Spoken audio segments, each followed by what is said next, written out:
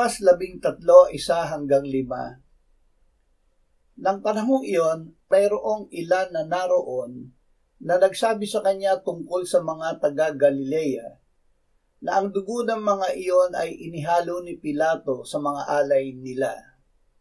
At sinabi niya sa kanila, akala ba ninyo na ang mga taga-Galileang iyon ay higit na makasalanan kaysa lahat ng mga taga-Galilea dahil sila'y nagdusa ng gayon? Sinasabi ko sa inyo, hindi. Subalit malibang kayo magsisi, mapapahamak din kayong lahat tulad nila.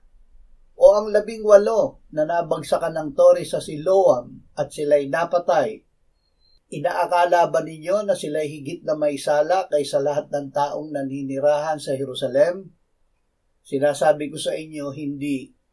Subalit malibang kayo magsisi, kayong lahat ay mapapahamak ding tulad nila. Magsisi.